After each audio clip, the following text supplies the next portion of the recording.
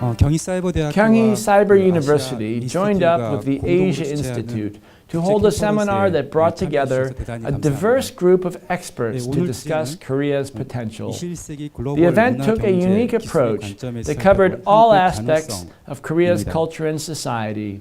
Culture meant not so much Korea's popular songs or its prowess in the automotive industry, but rather Korea's potential to act as a leader in ethical and environmental issues and to contribute to a peaceful global order. The approach in this event was indicative of the vision of Kyunghee Cyber University, an institution committed to employing the internet as a means of bringing people together, thoughtful citizens from around the world, to build a better world. Consistently, Kyunghee Cyber University has gone beyond simply offering courses online to bring together people who are interested in contemporary issues for important dialogues.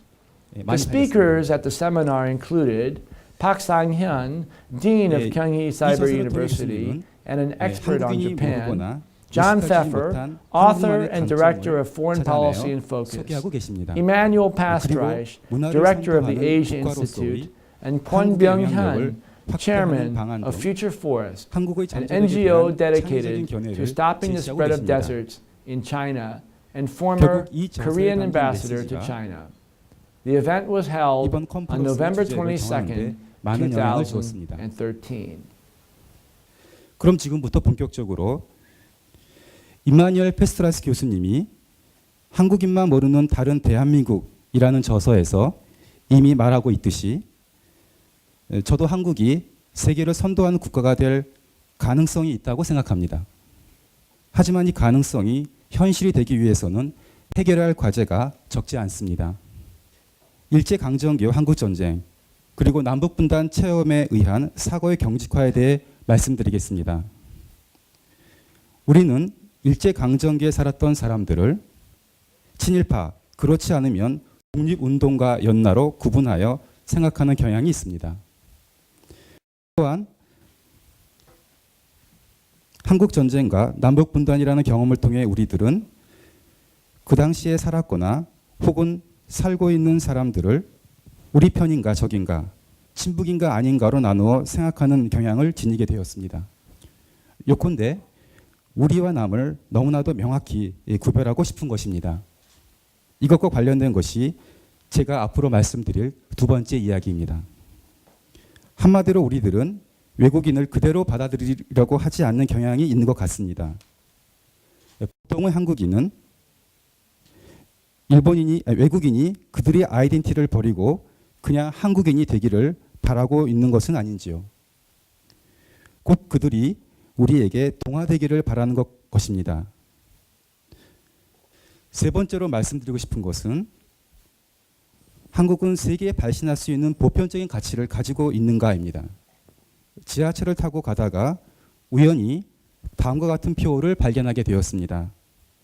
부자 되세요 라는 것이었습니다. 그리고 이 표어는 꽤 오랜 기간 한국 사회를 휩쓸었고 지금은 한국인에게 체화되어 있다고 생각합니다. 하지만 이런 가치는 한국을 세계적인 문화 선진국으로 만들기에는 너무나도 부족한 것이라고 생각합니다. 여러분 어떻게 생각하시는지요? 16 years ago, I could not find Korea on the map. I had no idea. I didn't pay any attention to Korea at all. I was focused on Europe and the United States. I was Eurocentric. But then a friend of mine convinced me that Korea was important. I should study the language. I should study the culture. I should visit the country. And I did. And then suddenly, I couldn't stop talking about Korea and using Korean examples whenever I could to explain to my friends in Europe other paths of development. And I always would tell the story of the development of the Korean shipbuilding industry. How there really was no major shipbuilding industry here in Korea until the government decided it would build one. And almost from 0 to 100, in a very short time, Korea became a major shipbuilder in the world. And I would always use this example when talking to people in Europe and the United States to say, the idea of comparative advantage, that you have to use just what geography and weather and what is under the ground for your economic development, that you're a prisoner of what your comparative advantage is, that's wrong, that a country can break out of that. And Korea has proved to the world that this is true. And many countries look at Korea as an example in this regard. And I think that Korea has to make a decision over the next 5 to 10 years about what kind of role it will play in this specific pivot. Will it be a major military ally of the United States in the increased focus of the United States in this region from a military point of view? Or will Korea argue that there should be perhaps a different kind of pivot? So what do I mean by that? South Korea is in a kind of a difficult position, caught between its ally, the United States, and China, which is a major economic trading partner. So essentially, Korea has a choice. It can continue to be a major military ally of the United States, or it could argue for a different kind of security relationship in this region, a security relationship that is based more on common interests that would include China and not opposed to China. So I think the decision that South Korea makes, whether it can, together with the United States, establish a different kind of Pacific pivot, a pivot that is not just a military pivot, but a pivot which is actually a refocus on a different set of issues, not just a different part of the world. A pivot to focusing, for instance, on environmental issues, which affect all the countries in the region. A pivot to look at humanitarian issues, such as the aftermath of a hurricane or a nuclear disaster. A pivot to the interests that are common in the region. If South Korea and North Korea are able to close this gap of development and political structures, then I think the Korean Peninsula can show the way for the rest of the world. Because remember, the gap between North Korea and South Korea is actually very similar to the gap we see everywhere in the world. The gap between countries that are wealthy and countries that are not wealthy. The gap between countries that have democracies and the countries that don't have democracies. If you can come up with a formula for this very difficult task, then I think that formula can be applied all around the world and show the way to overcome what is still the most difficult gap in the world today between the haves and the have-nots, between the Democrats and the non-Democrats. 우리가 우리를 잘 아직까지 얼마나 우리가 아름다운가를 잘 모르고 우리 것이 얼마나 아름다운가 또 내가 얼마나 앞으로 가능성이 있는가를 아직까지 가늠하지 못하고 있는 게 아직도 잠꼬대하고 있는 게 취생몽사하고 있는 게 우리가 아닌가 싶습니다. 한국이 꼭 세계 제1 부자, 제일 강한 나라가 되는 것이 행복한 거 아닌 것 같아요. 아마 대한민국이 앞으로 통일이 되려면 대한민국을 뛰어넘어야만 대한민국을 잊어버려야만 통일이 될 거예요. 왜 그러냐 하면 한국 사람들 정말 좋은 사람들이야. 한국 사람 정말 좋은 이웃이야. 한국 사람 정말 좋은 지구를 위해서 좋은 일 하는 사람들이야. 지구의 전 가족하고 나눌 수 있는 따뜻한 마음을 가지고 정말 선량하고 또 잘 웃고 또 나눌 줄 알고 이런 사람이면 나눠져 있는 것보다는 좀 다시 붙여주는 게 좋지 않겠어 하는 지구인들의 마음, 우리 특히 이웃 나라들의 마음이 돌아설 때 우리가 통일이 될 가능성이 있지 않을까. 아니면 아마 우리 통일 안 될 거예요. 그런 의미에서 우리 한국 사람들은 한국을 뛰어넘어요.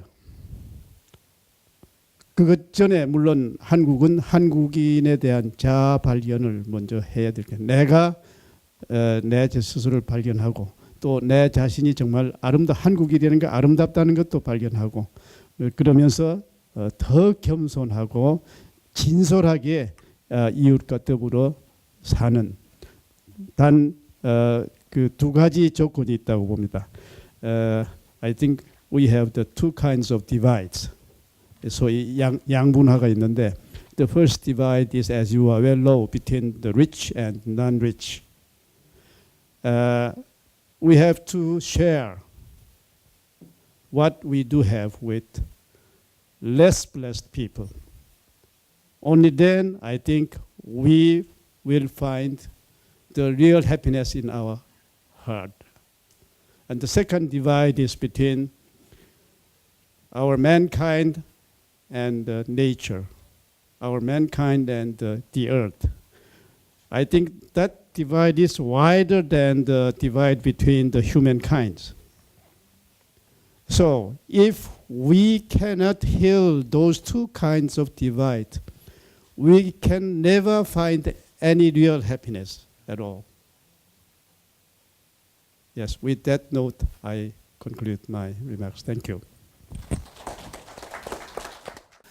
소위 서양 문화의 하나의 그 오류 내지 아주 그 마지막까지 봉착한 거예요.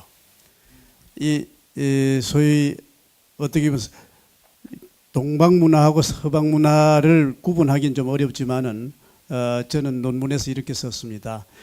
이 서방 문화는 자연을 정복하는 문화, 소비를 극한 때까지 조장하는 문화.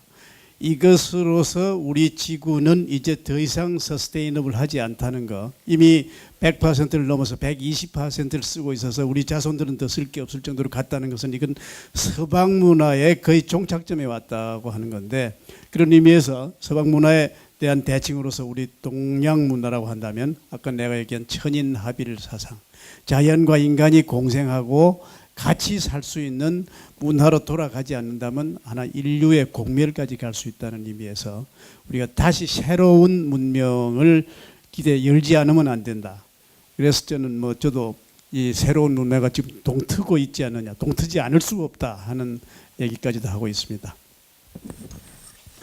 The first I would say is that Korea is unique in there are many things unique about Korea, as there are about all countries, but it's the degree to which it has global reach, in which you have Korean companies, individuals, volunteers all over the world, and it's become a player in culture, in technology, in business, and many other aspects, governance, even global governance. And yet, that sort of global presence is not the result, really, of a legacy of imperialist expansion or colonial policy. Maybe Korea is the first country like that to reach that level of globalism without it being built upon that sort of a colonial expansionist mentality. My field was actually originally 17th century, 18th century literature, classical literature, Korean, Chinese, and Japanese. So I was always living when I was in Washington, as maybe John remembers, in this sort of like conflict between what I actually knew, what I was talking about, and then what I was actually trying to do on a daily basis. And I couldn't resolve these. It was a gap almost as large as the one between North and South Korea. I couldn't resolve them until about a year and a half ago, I started to stumble back onto the path. And I realized that, in fact, that classical tradition of Korea that I had learned about from the 17th and 18th century was where the future was. That, in fact, it was the most relevant thing for what Korea could do internationally, and the most relevant thing for addressing the crisis, many crises that we face. But I've become most interested, most fascinated in how we can make use of this tremendous know-how, tremendous knowledge in the past here in Korea, not just in Korea, by the way, but we're in Korea right now, and to adopt it and use it as an inspiration. In a sense, like, I'd say it's something like the Renaissance model, and I mean this in a very limited sense. In the 15th century, there were a bunch of people, 15th and 16th century, in Italy, and they started to do a lot of very, very exciting and very, very new things. They said, rhetorically, they said, we're going back to the great tradition of Greece and Rome. And you get buildings like the Sistine Chapel and Michelangelo's frescoes. But if you think about it carefully, I think you'll realize that the Sistine Chapel and what was done by Michelangelo and by other architects as well was totally unprecedented. It was definitely not going back to Rome or Greece. It was setting up totally new systems for architecture, for governance, for science, and for the humanities. And the act of going back in a philosophical, an intellectual, and a cultural sense was, in a way of going forward. And so I would say if Korea is going to be a leader globally, you have to be brave, of course, to step out into the totally unknown. And in fact, I don't think humans are capable of that. The only way to do it is to go back to the past and find what inspires you there and to recreate it as something truly new and original. Thank you. Say if you came to Seoul or Hanyang in 1830, it was cleaner than Paris or London, probably better administered, and I would even wonder about the level of education in Korea as opposed to countries like France or England. So a lot of those gaps are actually misperceptions about what traditional culture was like. Event at a different institute talking about North Korea and South Korea, and there's a lot of discussion about approaches and mention of Germany, for example. But when they talked about Europe and Germany, they left out, strangely, one critical part, which was the arms control system, right? I mean, in fact, the whole reunification and this whole process I don't think would have happened without this complex discussions about arms control for Europe. So I think this is something that really we have to keep in mind, is that this, if we think about Asia today, it's clear that we are looking at the center for technology, for economic growth, for cultural generation, but we can't help but be aware of what happened exactly 100 years ago in the case of Europe. Thank you.